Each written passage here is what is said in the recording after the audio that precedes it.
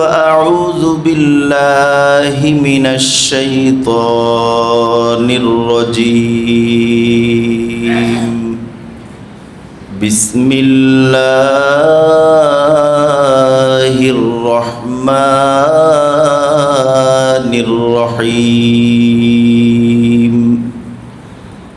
فإن تولوا فقل حسبي الله لا إله إلا هو عليه توكلت وهو رب العرش العظيم وقال رسول الله صلى الله تعالى عليه وسلم لا عدوى ولا طيرة ولا صفر فر من المجذوم فرارك من الأسد صدق الله مولانا العظيم وصدق رسوله النبي الكريم ونحن على ذلك لمن الشاهدين والشاكرين والحمد لله رب العالمين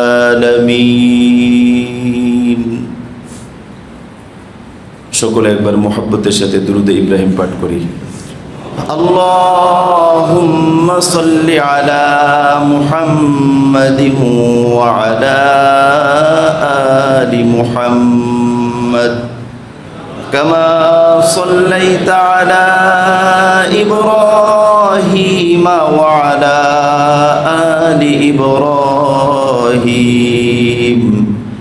إنك حميد مجيد اللهم بارك على محمد وعلى آل محمد كما باركت على إبراهيم وعلى آل إبراهيم إنك حميد مجيد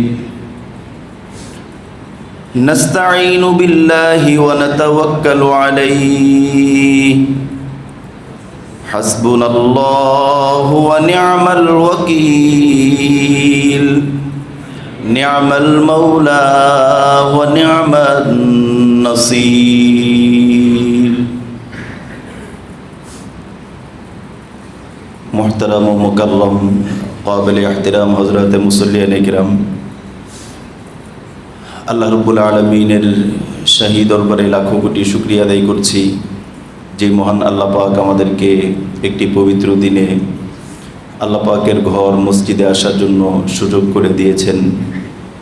এজন্য আমরা সকলেই হৃদয়ের গভীর থেকে আল্লাহ রাব্বুল আলামিনের শাহী দরবারে শুকরিয়া আদায় করি আলহামদুলিল্লাহ।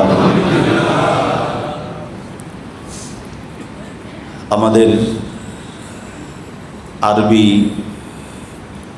বর্ষ হিসেবে আজকে সফর মাসের 30 তারিখ। সফর মাস আরবি 12 মাসের একটি মাস। প্রাচীনকালে আইয়ামে জাহিলিয়াতে মানুষের ধারণা ছিল সফর মাসের ভিতরে কুলক্ষণ আছে, সফর মাসের ভিতরে অমঙ্গল আছে, অকল্যাণ আছে। এজন্য নবীজির পূর্ব যুগে আইয়ামে জাহিলিয়াতের ভিতরে সফর মাসে তারা বৈবাহিক কোনো কাজ তারা করত না এবং তারা মনে করত যে এই সফর মাসের ভিতরে কিছু কুলক্ষণ আছে, এর ভিতরে অশুভ কিছু শক্তি আছে। নবীজি এই ধারণাটাকে স্পষ্ট করে দেন। নবীজি বলেন লা আদওয়া, ছোঁয়াছে বলতে কোনো কিছু নেই, ওয়ালা তিয়ারতা, অশুভ অলক্ষণ বলতে কোনো কিছু নেই, ওয়ালা হামাতা, এবং অশুভ আত্মা বলতে কোনো কিছু নেই, এবং ওয়ালা সফর মাসের মধ্যে কোনো অকল্যাণ নেই। আমাদের বর্তমান এই আধুনিক সমাজের মধ্যেও আমরা দেখি কিছু কিছু কুসংস্কার অনেকে পালন করে। এই আধুনিক সমাজ, যেই সমাজের ভিতরে স্বাভাবিকভাবে কুসংস্কার এটার স্থান পাওয়ার কথা ছিল না, তারপরেও কিছু কিছু মানুষের ভিতরে কিছু ধারণা আছে। এজন্য আজকে আমরা চাইলাম যে এই বিষয়টা নিয়ে একটু বিস্তারিত আলোচনা করার জন্য। কোরআন এবং সুন্নাহর আলোকে এই বিষয়টা মূলত কি, আল্লাহ রাব্বুল আলামিন যদি তৌফিক দান করেন খুবই অল্প সময়ের ভিতরে এই বিষয়টা নিয়ে একটু স্পষ্ট কিছু আলোচনা করার চেষ্টা করব ইনশাআল্লাহ। হাদিসের মধ্যে আসছে, আমরা কয়েকটা হাদিস পড়ি। হাদিসের মধ্যে আসছে, নবীজি বলেছেন, লাইসা মিন্না, সে আমাদের দলভুক্ত নয়, অথবা সে আমার উম্মত নয়। কে? মান তাতাইয়ারা, যে নাকি কুলক্ষণ গ্রহণ করে, আও তাতাইয়ারা লাহু, যার জন্য কুলক্ষণ গ্রহণ করা হয়। অর্থাৎ একজন আরেকজনকে বললো, ভাই দেখেন তো আজকের দিনটা ভালো যাবে কিনা, অথবা আজকে আমার জন্য কোনো খারাপ কোনো কিছু আছে কিনা। এই যে কথা বললো আর যে কাজটা করলো, নবীজি বলেছেন উভয় আমার উম্মত নয়। আও তাকাহানা, অথবা যে নাকি ভাগ্য গণনা করে, আও তাকাহানা লাহু, অথবা যে গণকের কাছে যায়। কোনোটার ব্যাপারেই নবীজি বললেন এই চার শ্রেণী, যে নাকি কুলক্ষণ গ্রহণ করে, যার জন্য কুলক্ষণ গ্রহণ করা হয়, যে গণনা করে, যার জন্য গণনা করা হয়, এই চার শ্রেণীর ব্যাপারে নবীজি বললেন লাইসা মিন্না, সে আমার উম্মত নয় অথবা আমার দলভুক্ত নয়। হাদিসের মধ্যে আমরা দেখি যে কুলক্ষণের ব্যাপারে নবীজি অনেকগুলি হাদিস বলেছেন। এর আগে আমরা বলবো যে কুসংস্কার, যেটা আমরা বললাম, কুসংস্কার কাকে বলে? কুসংস্কার বলতে বোঝায় এমন কিছু নিছক ধারণা যা মানুষ কল্পনার ভিত্তিতে করে থাকে, যেগুলোর কোনো বাস্তবতা নাই। যেমন ছোটোবেলায় আমরা শুনতাম পরীক্ষার দিন সকালবেলায় ডিম খাইলে নাকি ডিম পায়, এরকম একটা কিছু ছোটোবেলায় এরকম অনেক কিছু শুনতাম। ডান হাত চুলকাইলে এরপরে টাকা আসবে, বাম হাত চুলকাইলে টাকা চলে যাবে। এই যে এইসব বিষয়, এগুলোর সাথে কোনো বাস্তবতা নাই, একেবারেই কোনো বাস্তবতা নাই। এবং সবচেয়ে মজার বিষয় হচ্ছে এই কিছু কিছু কুসংস্কার এগুলো ইবাদতের ভিতরে ঢুকে গিয়েছে। আর বাঙালি যেহেতু অনেক আবেগপ্রবণ, এজন্য এই আবেগকে কাজে লাগিয়ে অনেকে অনেক কিছু ঢুকিয়ে দেয়। যেমন তার ভিতরে একটা হচ্ছে আখেরি চাহার সোমবার, নাম শোনেন আপনারা? এটার কোনো অস্তিত্বই নেই, এটার কোনো অস্তিত্বই নেই, অথচ এই নামে পুরন ঢাকায় আংটি বিক্রি হয়, আংটি বিক্রি হয়, অনেক কিছু হয়। এজন্য আমরা একটু বিস্তারিত পুরো হাদিসের আলোকে আমরা পূর্ণ আলোচনাটা একটু মনোযোগ দিয়ে শুনবো, এরপর আমরা বুঝবো যে আসলে কোনটা সত্য এবং কতটুকু সত্য। হাদিসের ভিতরে আসছে, একজন সাহাবী, একজন বেদুইন, হযরত আবু হুরায়রা রাদিয়াল্লাহু তাআলা আনহু বর্ণনা করেন যে একজন বেদুইন আসলেন, আসার পর বললেন, ইয়া রাসূলুল্লাহ, ফামা বালুল ইবিল তাকুনু ফির রমাল কান্নাহা আত-তিব্বা। বললেন, ইয়া রাসূলুল্লাহ, আপনার কাছে একটা মাসলা জিজ্ঞেস করার জন্য আসছি, আকীদাগত মাসআলা, আমাদের বিশ্বাসের সাথে সম্পৃক্ত। নবীজি বললেন, বলো। তখন তিনি বললেন, ইয়া রাসূলুল্লাহ, আমাদের একটা উট, সুস্থ সবল ভালো উট, এই উট যখন নাকি মাঠের মধ্যে চড়ায়, তো বিভিন্ন উটের সাথে মিশে, বিভিন্ন উটের সাথে মিশার পর যেটা হয়, অন্য উটের মধ্যে যেই রোগগুলো আছে, যেই উটের মধ্যে যে রোগগুলো হয়, ওই রোগা উটের সাথে আমাদের সুস্থ উটটা মিশে। এরপর আমরা কি দেখি? দেখি ওই রোগা উটের থেকে আমাদের এই সুস্থ উটের মধ্যে রোগ সংক্রামিত হয়। এখন আমরা কি বিশ্বাস করব? যে এটাকে ছোঁয়াছে বলতে, তো আপনি বললেন ছোঁয়াছে বলতে কোনো কিছু নাই, কিন্তু আমরা তো চোখে দেখতেছি আছে। এই উটটা তো সুস্থ ছিল, সেটা অসুস্থ উটের সাথে মিশার কারণে হচ্ছে, এখন আমাদের বিশ্বাসটা কি হবে? নবীজি বললেন, আচ্ছা তাহলে একেবারে ওই অসুস্থ উটের সাথে যে মিশার কারণে তুমি যে বলছো তোমার উটের মধ্যে সমস্যা হলো, ওই অসুস্থ উটের মধ্যে প্রথম যার রোগটা হইল সে কার থেকে ছোঁয়াচে পেয়েছে? একদম সর্বপ্রথম যার মধ্যে হলো তার মধ্যে কার থেকে আসছে? তখন সাহাবী চুপ হয়ে গেলেন।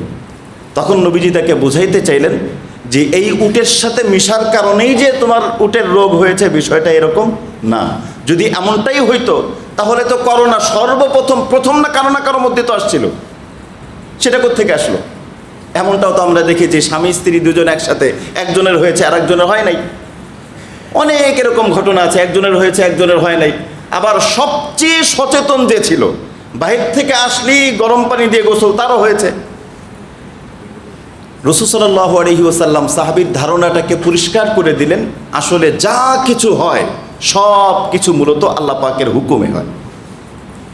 একেন্দ্রিক আরও কিছু হাদিস আছে। অপর হাদিসের মধ্যে আসছে, রাসূল সাল্লাল্লাহু আলাইহি ওয়াসাল্লাম বলেছেন যে কুলক্ষণ, অশুভ লক্ষণ, এগুলোকে তোমরা কখনো গ্রহণ করবে না। এ ব্যাপারে একটা হাদিস আছে, রাসূল সাল্লাল্লাহু আলাইহি ওয়াসাল্লাম বলেছেন, ইয়াদখুলুল জান্নাতা মিন উম্মতি ৭০ আলফান বিগাইরি হিসাব। আমার উম্মতের মধ্য থেকে ৭০,০০০ উম্মত, যাদের সংখ্যা হবে ৭০,০০০। নবীজির একদম শুরু থেকে এই পর্যন্ত উম্মতের সংখ্যা যত আছে সব মিলে এদের মধ্য থেকে একেবারে স্পেশাল ৭০,০০০ উম্মত, যাদের ব্যাপারে আল্লাহ রাব্বুল আলামিনের ফয়সালা হলো ইয়াদখুলুনাল জান্নাতা বিগাইরি হিসাব। তারা কোনো ধরনের হিসাব নিকাশ ছাড়াই তারা জান্নাতে প্রবেশ করবে। আল্লাহ রাব্বুল আলামিন তাদের কাছ থেকে কোনো ধরনের কোনো হিসাব চাইবেন না, অর্থাৎ বেলা হিসাব তারা জান্নাতে যাবে। এরকম কারা তাদের ভিতরে আসছে, আল্লাযীনা লা ইস্তারকুন, যারা বিভিন্ন মন্তর এগুলো দিয়ে ঝাড়ফুঁক করেনি। একটা হচ্ছে রুকিয়া করা, কোরআনুল কারীমের আয়াত আছে, হাদিস আছে, নবীজি নিজেও রুকিয়া করেছেন, আয়াতুল কুরসি আছে, এরপরে অনেক দোয়া আছে যেগুলো নবীজি নিজেও করেছেন রুকিয়ার জন্য, এগুলো আছে, এগুলো নিষেধ না। কিন্তু বিভিন্ন মন্তর যেগুলোর সাথে শরীয়তের কোনো সম্পর্ক নেই, এরকম বিভিন্ন মন্তর অথবা বিভিন্ন কাল্পনিক কিছু বিষয়, এগুলোর সাথে শরীয়তের কোনো সম্পর্ক নাই, এই বিষয়গুলো থেকে যারা দূরে থাকবে। আল্লাযীনা লা ইয়াতাতায়্যারুন, এবং যারা নাকি অশুভ অলক্ষণ বলতে কোনো কিছু বিশ্বাস করবে না, এবং যারা নাকি লা ইয়াক্তাবুন আছে, সহিহ বুখারীর আরেক বর্ণনায় লা ইয়াক্তাবুন, ওই গরুর মধ্যে দাগ লাগায়, প্রাণীর মধ্যে দাগ লাগায়, যে দাগ লাগানো, ওই লোহা গরম করে প্রাণীর মধ্যে দাগ লাগায়, যে এই দাগ লাগানোর কারণে তার কোনো রোগ হবে না। নবীজি বলেছেন এই কাজ যারা করবে না, ওয়ালা রব্বিহিম ইয়াতাওয়াক্কালুন, এবং যারা সব কাজে শুধুই আল্লাহর উপর ভরসা করবে, তাদের জন্য এই পুরস্কার, আল্লাহ রাব্বুল আলামিন তাদেরকে হিসাব ছাড়াই জান্নাত দান করবে। এখানে আরও অনেকগুলি হাদিস আছে। রাসূল সাল্লাল্লাহু আলাইহি ওয়াসাল্লাম এই হাদিস থেকে যেটা বুঝে আসে সেটা হলো অলক্ষণ, অশুভ। আমাদের সমাজের মধ্যে একটা ধারণা আছে যে কেউ যদি, কারো মৃত্যুটা যদি অস্বাভাবিক হয়, অর্থাৎ কেউ গলায় ফাঁসি নিয়ে মারা গেল, তাহলে ওই আত্মা ওই জায়গায় আশপাশে ঘুরঘুর করে। এবং বর্তমান আধুনিক যুগেও কিছু মেশিন নাকি বের হয়েছে, সেগুলো দিয়ে ওই আত্মা ওইটাকে মানে করা যায়। এখানে একটা আত্মা আসছে, লাইট জ্বলে, কী জন্য হাবি যাবে, এগুলোর সাথে শরীয়তের কোনো সম্পর্ক নেই, এটা একদম অবাস্তব। মানুষের আত্মা আশপাশে মরার পরে, আমাদের গ্রাম অঞ্চলের মধ্যে এরকম ধারণা আছে, মরার পরে 40 দিন পর্যন্ত নাকি রুহু আশপাশে, ঘরের আশপাশে আসতে থাকে। এজন্য মরার পরে চুলা জ্বালানো যায় না, গ্রাম অঞ্চলে এরকম নিয়ম আছে, চুলা জ্বালানো যায় না। কেন?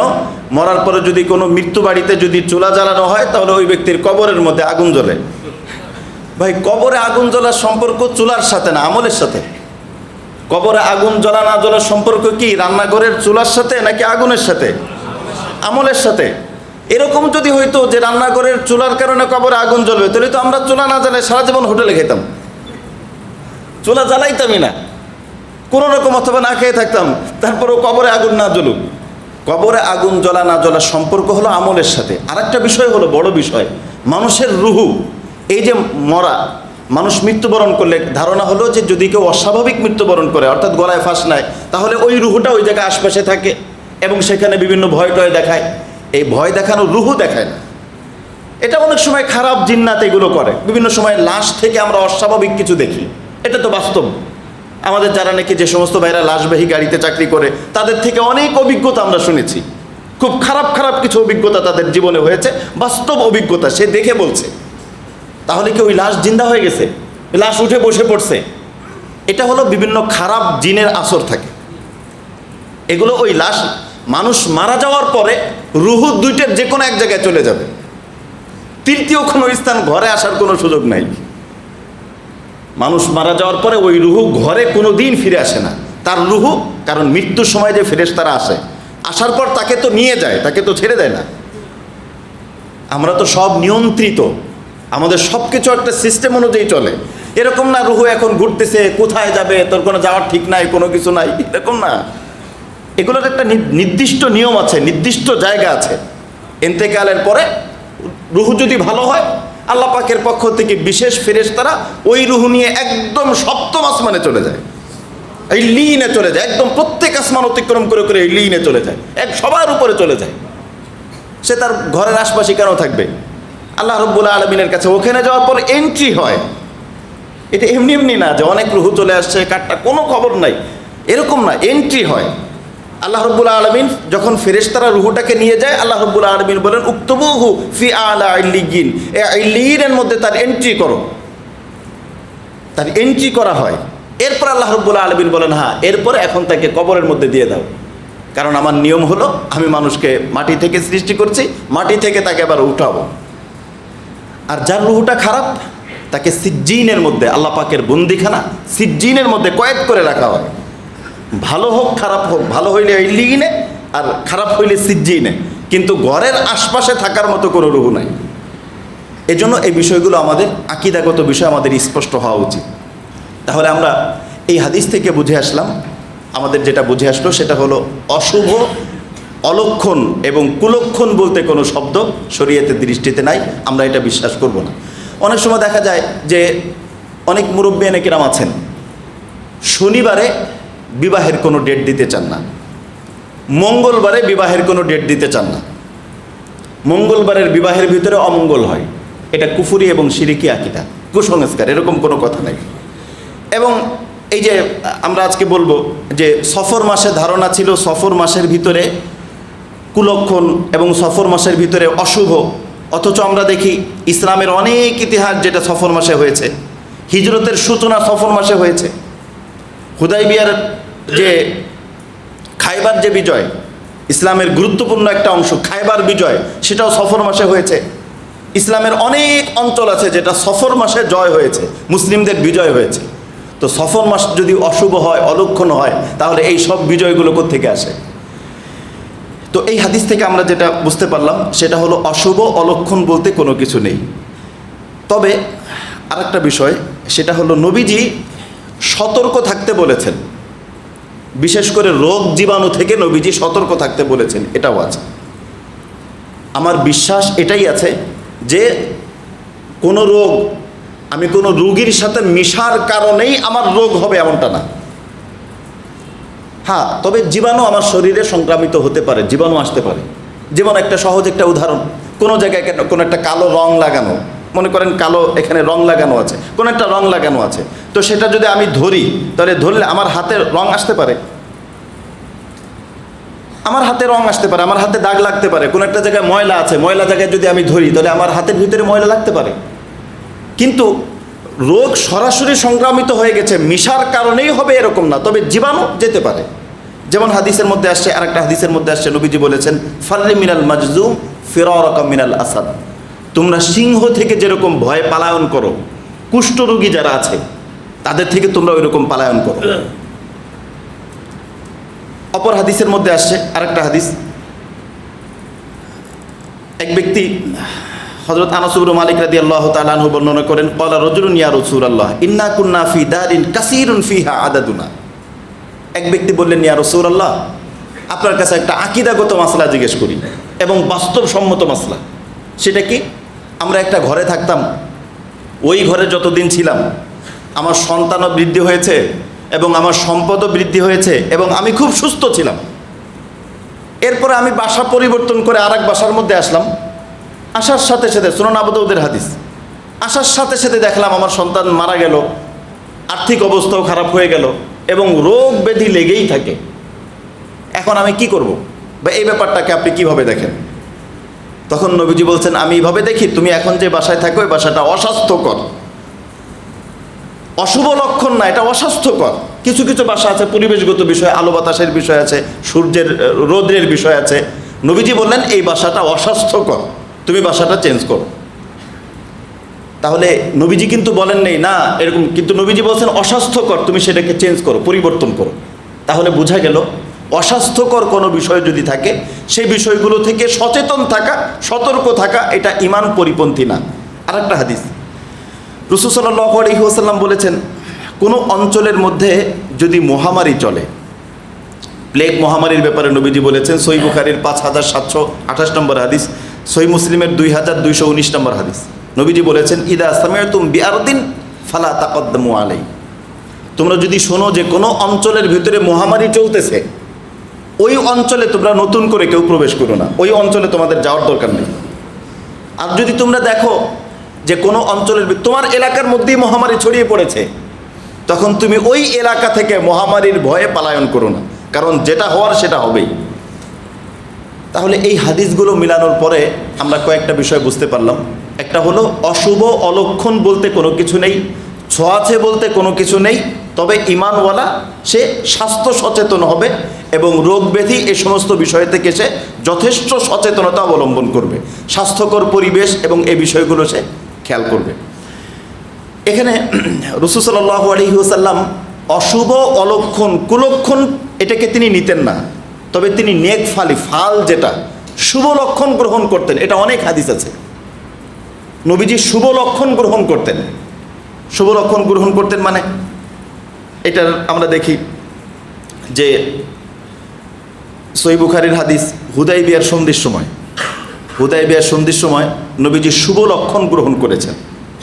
আমরা হুদাইবিয়ার পূর্ণ সন্ধির যে হাদিসটা সেটা যদি আমরা পড়ি, রাসূল সাল্লাল্লাহু আলাইহি ওয়াসাল্লাম যখন সাহাবায়ে কেরামকে নিয়ে হুদাইবিয়া নামক স্থানে নবীজি যখন যাত্রা বিরতি করলেন, এদিকে কাফেররা তারা মনে করলো যে নবীজি সম্ভবত মক্কা আক্রমণ করার জন্য আসছেন, অথচ নবীজি যাচ্ছিলেন ওমরা করার জন্য।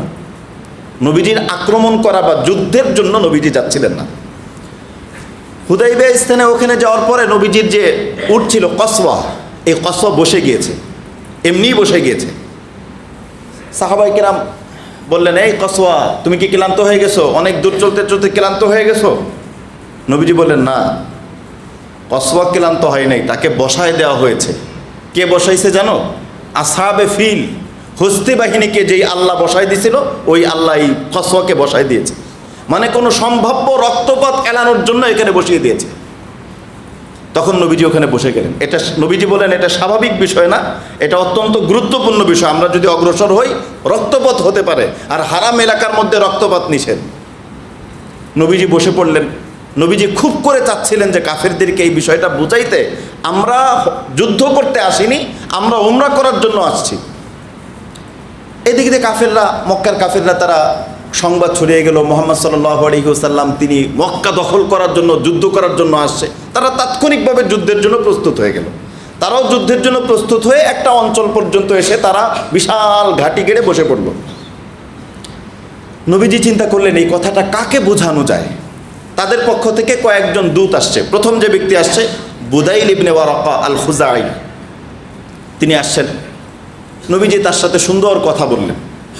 সে আসার পরে বললেন, মোহাম্মদ তুমি যদি যুদ্ধ করো তাহলে আমি দেখে আসলাম মক্কার বিশাল বাহিনী, তারাও কিন্তু রেডি আছে। নবীজি বললেন, দেখো বুদাইল, আমি এই যে দেখো সবার দিকে তাকাই, দেখো আমরা ইহরাম পরা, আমরা যুদ্ধের জন্য আসিনি, আমরা আসছি উমরা পালন করার জন্য। তোমরা আমাদেরকে ছেড়ে দাও, আমরা উমরা পালন করে চলে যাব। যাই হোক, সে কথা বলল, সেও তার পক্ষ থেকে কিছু কথা বলল, নবীজিও বললেন। সে যাওয়ার পর কাফেরদের কাছে গেল, কিন্তু কোনো সমাধান হলো না। কিছুক্ষণ পরে আসছে মিকরাজ ইবনে হাফস, সে আসছে কাফেরদের পক্ষ থেকে। সে আসার পরও অনেক কথাবার্তা হয়েছে, সমাধান হয়নি। এরপরে আসছে হচ্ছে উরওয়া ইবনে মাসউদ, এর আগে আসছে হুলাইস ইবনে আলকামা। নবীজি বলেন, এই হুলাইস ইবনে আলকামা লোকটা হলো এমন, এই লোকটা হলো খুব ধার্মিক এবং মনটা নরম। তোমরা আমাদের হাদি, এই যে জবাই করতে হবে যে পশু, এই হাদিটাকে সামনে দিয়ে রাখো, যেন সে বুঝে যে আমরা উমরা করতে যাচ্ছি। এ লোকটা ধার্মিক মানুষ, তো আমাদের উমরার এই অবস্থা দেখলে সে নরম হয়ে যাবে। তখন সাহাবায়ে কেরাম হাদি পশুগুলো একদম সামনে সারি সারি দিয়ে রাখলেন। ওই ব্যক্তি আসার সাথে সাথে বলে যে আল্লাহ, এরা তো সব উমরার যাত্রী, এদেরকে কে বাধা দিল? নবীজি বলছেন, হ্যাঁ আমরা উমরার যাত্রী, আমরা যুদ্ধ করতে আসিনি। সে গেছে, যাওয়ার পরে বলছে যে ভাই, আমি দেখে আসছি তারা উমরা করতে যাবে, বাধা দিও না। কারণ কাফেররাও আল্লাহর ঘরের সম্মান করত, যে উমরা করতে যাচ্ছে এটাও তারা একটু সম্মান করত।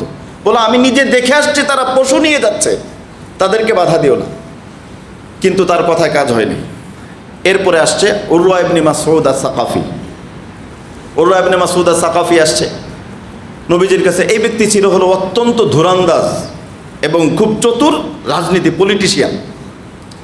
ওই ব্যক্তি আসছে, আসার পর নবীজিকে বলছে, মোহাম্মদ তোমার সামনে দুইটা দিক খোলা। একটা দিক হচ্ছে তুমি যুদ্ধ করবে, যুদ্ধ করার পরে তুমি বিজয়ী হবে। তো বিজয়ী হইলে তোমার কি লাভ? পরাজিত হবে তোমার আপনজন। কত বড় মানে রাজনীতিবিদ! পরাজিত হবে তোমার আপনজন। দেখা গেছে যে তোমার তরবারির আঘাতে তোমার চাচা, কেউ চাচাতো ভাই, তোমার প্রতিবেশী, তারাই মারা যাবে। এতে তোমার গর্বের কি আছে? আর যদি তুমি যদি পরাজিত হও, এই আশপাশের যে সমস্ত লোকরে দেখতেছো, এগুলো কি এক সেকেন্ডের জন্য তোমার পাশে থাকবে? সব যার যার জান নিয়ে পালাবে। হযরত আবু বকর সিদ্দিক রাদিয়াল্লাহু তাআলা আনহুকে আমরা জানি, উনি অত্যন্ত নরম স্বভাবের একজন মানুষ ছিলেন। উনি জীবনে এই জায়গায় উনি চুপ থাকতে পারেন নাই। আবু বকর সিদ্দিক রাদিয়াল্লাহু তাআলা আনহু উনি ওই জায়গায় এমন ক্ষিপ্ত হয়েছেন এবং এত প্রচণ্ডভাবে উনি রাগান্বিত হয়েছেন এবং এমন ভাষা মুখে উচ্চারণ করেছেন, বুখারীতে আসছে। উনি রাগান্বিত হয়ে বলে, উমসুস বজরাল লাত, তুমি তোমার লাত দেবীর লজ্জা স্থান গিয়ে তুমি চাটো। আমরা নবীর সাহাবী নবীজিকে ছেড়ে চলে যাব? এত বড় কথা! আবু বকর রাদিয়াল্লাহু তাআলা খুব রাগ হয়ে গেছেন। নরম মানুষটা এত মানে শক্ত ভাষায় গালি দিয়েছে। গালি বলতে ওই শব্দ ব্যবহার করেছেন। সাথে সাথে উরওয়া ইবনে মাসউদ নবীজির দাড়ি ধরে কথা বলতেছে। হযরত মুগীরা ইবনে শুবা তার পাশে দাঁড়ানো ছিল। মুগীরা ইবনে শুবা বলছেন, এই তরবারিতে আঘাত করছো, তোমার নাপাক হাত নবীজির দাড়িতে দিও না, তোমার নাপাক হাত নবীজির দাড়ি থেকে সরাও। এই কাহিনী দেখছে। দেখার পরে উরওয়া ইবনে মাসউদ চলে গেছে। যাওয়ার পরে সবাইকে বলছে যে দেখো, আমি জীবনে, তোমরা তো আমাকে বিচক্ষণ বুদ্ধিমান হিসেবে চিনো, আমি তোমাদেরকে আজকে একটা আমার জীবনের শেষ কথা বলে যাই। আমি পারস্যের সম্রাটের কাছেও গেছি, আমি রোমের সম্রাটের কাছেও গেছি, আমি কিসরা কায়সারের কাছেও গেছি, কিন্তু মুহাম্মদুর রাসূলুল্লাহ সাল্লাল্লাহু আলাইহি ওয়াসাল্লাম তার সাহাবায়ে কেরাম তাকে যেই পরিমাণ সম্মান করে, আমি এরকম সম্মান পৃথিবীর ইতিহাসে কাউকে দেখি নাই। তোমরা তার অগ্রযাত্রাকে রোধ করতে পারবে না। আমি যেটা দেখে আসলাম, এই বাহিনীকে তোমরা কোনো দিন দমায় রাখতে পারবে না। যাক, সেই কথা বলল, তার কথায় কোনো সমাধান হলো না। এরপরে তাদের পক্ষ থেকে দূত আসলো, সাহাল, যে কথাটা বলার জন্য আমি হাদিসটা বললাম। তাদের পক্ষ থেকে দূত আসছে হলো সাহাল। যখন নাকি সাহাল ইবনে উরওয়া উনি যখন আসলেন, সাহাল ইবনে আমর উনি আসার সাথে সাথেই নবীজি বলেন, কে আসছে? সাহাল। সাহাল শাব্দিক অর্থ হলো সহজ হওয়া। সাহালুন শাব্দিক অর্থ হলো সহজ হওয়া। নবীজি বলছেন যেহেতু সাহাল আসছে, এবার বিষয়টা সহজ হয়ে যাবে। তাহলে নবীজি শুভ লক্ষণ গ্রহণ করেছেন। নবীজি বলছেন এবার যেহেতু সাহাল আসছে, তাহলে বিষয়টা সহজ হয়ে যাবে। আসলেই বিষয়টা সহজ হয়ে গেছে।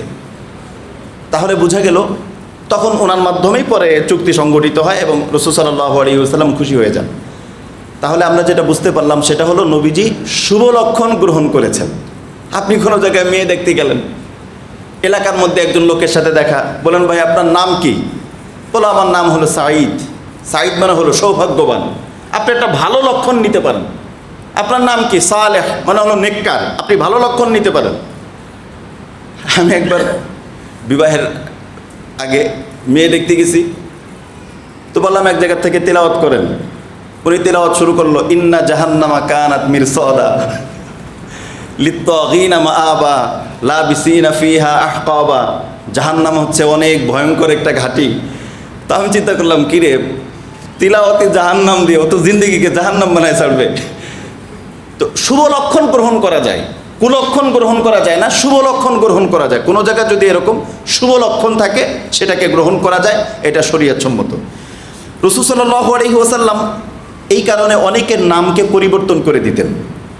যেমন একজন সাহাবিয়া ছিলেন, তার নাম ছিল আসিয়া। নবীজি জিজ্ঞেস করলেন, তোমার নাম কি? বলেন আসিয়া। বলে, আরে আসিয়া মানে তো অবাধ্য, তোমার নাম আসিয়া হবে না, তোমার নাম হবে জামিলা। আর একজন সাহাবি, একজন ব্যক্তি, তার নাম হলো রাখছে বাররা। বাররা মানে হলো কল্যাণ। খুব ভালো নাম, তো ভালো, বাররা। নবীজি বলছেন, এই কল্যাণ এই নাম রাখো না। কেন? জিজ্ঞেস করা হবে, ঘরে কি বাররা আছে? বলবে না, নাই, মানে ঘরে কল্যাণ নাই। তো বলবে, এই বাররা কোথায়? বাররা চলে গেছে, মানে কল্যাণ চলে গেছে, এজন্য এরকম কোনো শব্দ তুমি রেখো না। আর একজন সাহাবি, ওনার নাম ছিল হার্ব, মানে হলো যুদ্ধ। নবীজি বলেন, তোমার নাম হার্ব দরকার নাই, সালেম রাখো, নিরাপদ। যুদ্ধ রেখো না, নিরাপদ রাখো। আর একজন সাহাবি, ওনার নাম হলো মুস্তাজিয়া। জিজ্ঞেস করছে, তোমার নাম কি? বলছেন মুস্তাজি। মানে আরে মুস্তাজি মানে হলো যে শুয়ে পড়ে, শুয়ে পড়ে। মানুষ তো ব্যর্থ হয়ে গেলেই শুয়ে পড়ে, তুমি শুয়ে পড়া নাম রাখছো কেন? তুমি উঠে দাঁড়াও, মুনবাইস রাখো, মানে যে উঠে দাঁড়ায়। তুমি রেখো না, মুস্তাজিয়া রেখো না, তুমি মুনবাইস রেখো। আর এক ব্যক্তির নাম, তার নাম হলো শিহাব। শিহাব মানে হলো আগুনের, মানে স্ফুলিঙ্গ, সবসময় প্রজ্বলিত আগুন। নবীজি বলছেন, তোমার নাম আগুন রেখো না। নাম যদি আগুন হয় তাহলে তুমি সবসময় আগুনের মতো থাকবে, আগুনের মতো ব্যবহার, মানুষকে পুড়িয়ে দিবে। আগুন রেখো না, তুমি ভালো নাম রাখো, হিসাম রাখো।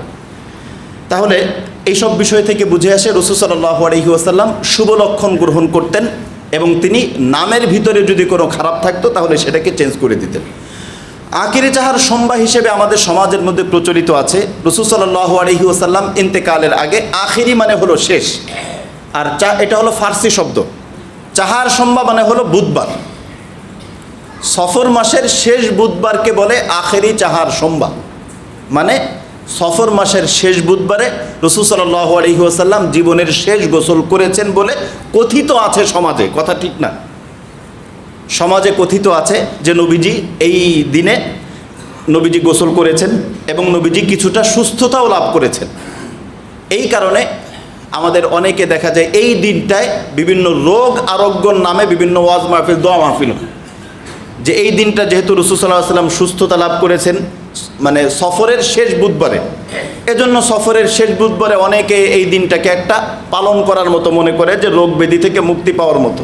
আর পুরান ঢাকার বিভিন্ন দরবার শরীফে এই দিনে বিভিন্ন আংটিও দেয়। এই আংটি দিলে কি হবে? রোগ মুক্তি হবে। আংটির ফায়দাটা কি? আংটির কয়েকটা ফায়দা। এক নম্বর হলো আংটি সুন্দর দেখা যায়। আরেকটা ফায়দা হলো, কারো কাছে যদি আংটি থাকে, সফরের মধ্যে কথার কথা আপনার টাকা শেষ হয়ে গেছে, এখন আংটি একটা আছে, আপনি এটা কোনো একটা স্বর্ণকারের দোকানে নিয়ে গেলেন, এটা বিক্রি করে আপনি তাৎক্ষণিক যতটুকু টাকা পয়সা আছে সেটা আপনি পেলেন, আপনি বাসায় চলে আসতে পারেন। এই দুই ফায়দা ছাড়া অন্য কোনো ফায়দা আংটির মধ্যে নাই। আংটি কোনো দিন কারো বিবাহ দিতে পারে না, আংটি কোনো দিন কারো চাকরি দিতে পারে না, আংটি কোনো দিন কারো কোনো কল্যাণ দিতে পারে না। কল্যাণ যদি দিত তাহলে ওই ব্যক্তি আংটি বিক্রি করে চলা লাগে কেন? সে তো রাষ্ট্রপতি থাকতো। এই কথা বুঝতেছেন না? আংটি যদি মানুষকে কল্যাণ দিতে পারে তাহলে সে তার সংসার আংটি বিক্রি করে চলা লাগে কেন? ভাই, আপনি তাহলে ভালো সব আংটি আপনি জোড়ায় রাখেন। এক লোক আছে আংটি বাবা, আমাদের মিরপুরের মধ্যে আংটি বাবা, ওনার কাছে গেলে বিভিন্ন আংটি, এই সমস্ত কুসংস্কার এবং শিরিকি। আপনার যদি ধারণা থাকে, একবার এক ব্যক্তিকে দেখছি 5 হাতে 5টা আংটি, 5 হাতে 5টা আংটি। জিজ্ঞেস করলাম কোনটা কোন উদ্দেশ্যে? বলে প্রত্যেকটার একটা উদ্দেশ্য আছে, সমস্ত উদ্দেশ্যগুলো শিরিকি উদ্দেশ্য। কোনো আংটি কোনো দিন কাউকে কোনো কিছু করতে পারে না। এই আকীদাগুলো আমাদের স্পষ্ট থাকতে হবে। এখন আমরা যে কথাটা শুনলাম আখিরি চাহার সম্ভা, এ ব্যাপারে আমরা দেখি সহিহ বুখারীর মধ্যে আম্মা জানা আয়েশা সিদ্দিকা রাদিয়াল্লাহু তাআলা আনহা বর্ণনা করেন, ইন্না রাসূলুল্লাহি সাল্লাল্লাহু আলাইহি ওয়াসাল্লাম লাম্মা দাখালা বাইতি ওয়াশতাদ্দা বিহি ওয়াজউহু। নবীজি ইন্তেকালের আগে আমার ঘরে প্রবেশ করলেন, নবীজির অসুস্থতা বেড়ে গেল। তখন নবীজি বললেন, হারিকু আলাইয়া মিন সাবঈ কিরাব, 7 কিরাব, একটা পাত্র 7 কিরাব পানি আমার শরীরের উপর ঢালো। লাআল্লি আহাদু ইলান নাস, হয়তো আমি সুস্থ হয়ে মানুষকে কিছু নসিহা করতে পারবো। তখন নবীজির শরীরে পানি ঢালা হলো, নবীজি একটু সুস্থ হলেন, এরপরে লোকদের কাছে গিয়ে নবীজি নসিহা করলেন। বিখ্যাত হাদিস বিশারদ হাফেজ ইবনে হাজার আসকালানী রহিমাহুল্লাহ উনি বলেছেন, এই ঘটনাটা হলো নবীজির ইন্তেকালের 5 দিন আগের ঘটনা। নবীজির যে ইন্তেকালের আগে যে সুস্থ হয়েছেন, গোসল করার কারণে যে সুস্থ হয়েছেন, এটা হলো নবীজির ইন্তেকালের কতদিন আগের ঘটনা? 5 দিন আগের ঘটনা। নবীজির ইন্তেকাল যদি 12ই রবিউল আউয়াল হয়, তাহলে এটা 5 দিন আগের ঘটনা হইলে 8ই রবিউল আউয়াল হবে। নবীজির ইন্তেকাল যদি 12ই রবিউল আউয়াল সোমবার হয়, তাহলে এটা 5 দিন আগে 8ই রবিউল আউয়াল বৃহস্পতিবার হবে। তাহলে এই ঘটনাটা কি সফর মাসের নাকি রবিউল আউয়াল মাসের? তাহলে আখেরি চাহার সোমবার, শেষ বুধবারে, সফরের শেষ বুধবারে নবীজি শেষ গোসল করেছেন, সুস্থ হয়েছেন। তাহলে এটা ঘটনাটা সফরের না, ঘটনা কোনটা? রবিউল আউয়াল মাসের। এটা হলো একটা ঘটনা। 2 নম্বর হলো, আবার কেউ কেউ বলেন যে রাসূল সাল্লাল্লাহু আলাইহি ওয়াসাল্লাম সফরের শেষ বুধবারে নবীজি জাদু থেকে, নবীজিকে জাদু করা হয়েছিল। লাবিদ ইবনে আসম একজন ইহুদি নবীজিকে জাদু করেছিল, এই জাদুর প্রভাবে নবীজি সুস্থ হয়েছেন। এই ঘটনাটাও যদি আমরা মিলিয়ে দেখি, তাহলে আমরা ইতিহাস দেখলে দেখব, সিরাত দেখলে রাসূল সাল্লাল্লাহু আলাইহি ওয়াসাল্লাম হুদাইবিয়ার সন্ধির পরে মুহররম মাসের শেষের দিকে নবীজি জাদুগ্রস্ত হন। হুদাইবিয়ার সন্ধির পরে মুহররম মাসের শেষের দিকে নবীজি জাদুগ্রস্ত হন, এবং এই জাদুর যে প্রভাব এটা প্রায় 6 মাস থাকে। শেষের 40 দিনের অবস্থা নবীজির খুব বেশি খারাপ ছিল। তখন আমরা যদি হাদিসে মিলাই, তাহলে দেখব যে মুহররম মাসের শেষ যদি নবীজি জাদুগ্রস্ত হন, 6 মাস যদি জাদুর প্রভাব থাকে, তাহলে 6 মাস পরের যে মাস, যে মাসে নবীজি সুস্থ হন, সেটা হলো জুমাদাল উখরা। মুহররম, সফর, রবিউল আউয়াল, রবিউল সানি, জুমাদাল উলা, জুমাদাল উখরা, জুমাদাল উখরা মাস। কাজেই সফর মাসে আখেরি চাহার সোমবার বলতে হাদিসের মধ্যে এবং ইসলামী ইতিহাসে এর বিন্দুমাত্র কোনো এর ব্যাপারের সাথে সম্পর্ক নাই। এজন্য আমরা এ ধরনের বাজে ভিত্তিহীন কোনো কিছু আমরা করব না।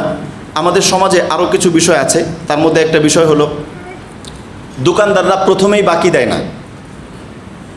কেন?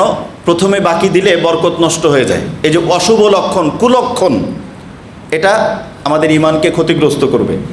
বাকি দেওয়া, বাকি লেনদেন, এটা হাদিস দ্বারা প্রমাণিত। রাসূল সাল্লাল্লাহু আলাইহি ওয়াসাল্লাম ইন্তেকালের আগেও একজন ইহুদির কাছ থেকে কিছু কিনেছেন বাকিতে।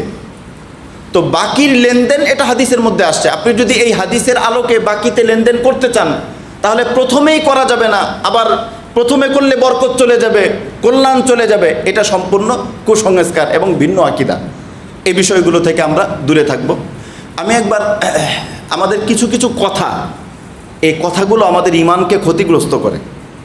আমি একবার ডাক্তারের কাছে নিয়ে গেলাম, আমার ছেলে অসুস্থ, তো মানে ডায়রিয়া হয়েছিল। তো ডাক্তার বললেন যে আপনারা কি করছেন? তা আমরা বললাম যে আমরা তাকে সিলাইন খেয়েছে আর যা যা বললাম সেটা। বলে না না না, সিলাইন তো কখনো মানে রোগ সারবে না। সিলাইনের কাজ হলো সে শুধু বাঁচিয়ে রাখবে, জীবিত রাখবে। একদম হুবহু এই শব্দটা বললেন। সিলাইনের কাজ হলো সিলাইন শুধু বাঁচিয়ে রাখবে, জীবিত রাখবে। সিলাইন কি জীবিত রাখে? এ কেমন কথা? তো মানুষ মারা যায় না, সিলাইন খাওয়ার পরেও তো মারা যায়। এটা একটা কুফরি কথা। সিলাইন জীবিত রাখবে না, জীবিত রাখার মালিক কে? আল্লাহ। তো এই ধরনের কথাও আমরা বলবো না। অনেকে দেখা যায় যে প্রথমেই যদি ভুল বলে, কোনো একটা কাজ প্রথমেই ভুল করছে, তাহলে কি বলে? বিসমিল্লাহর বাতেই গলত। শুনছেন এ ধরনের কথা?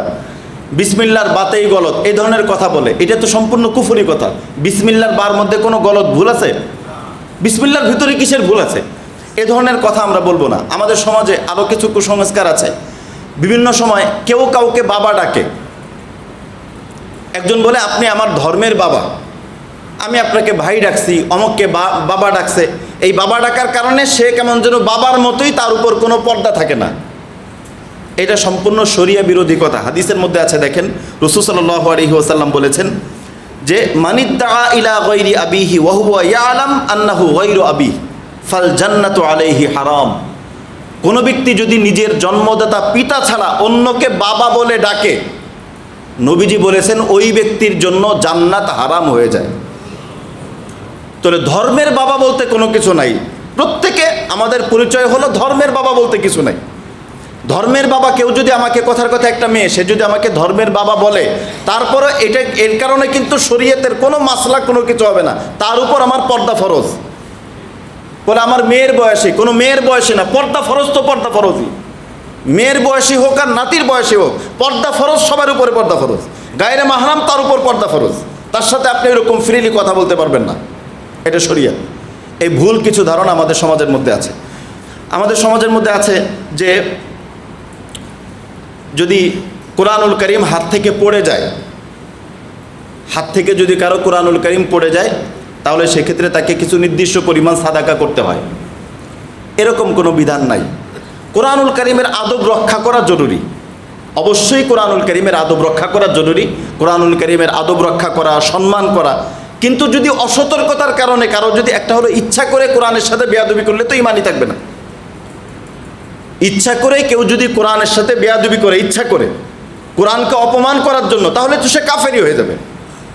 একদম স্পষ্ট কোরআনের আয়াত, ওয়া মান ইউআযযিম শাআইরাল্লাহ, এই শাআইরাল্লাহ এগুলোকে আল্লাহ পাকের নিদর্শন যেগুলো, এগুলোকে সম্মান করা প্রত্যেকটা মুসলিমের কর্তব্য।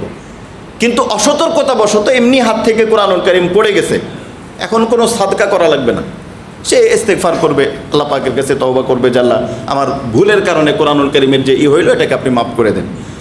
এরকম আরও কিছু বিষয় সমাজের মধ্যে আছে যে কুসংস্কার, আমরা এই সমস্ত বিষয়গুলো থেকে বিরত থাকার চেষ্টা করব।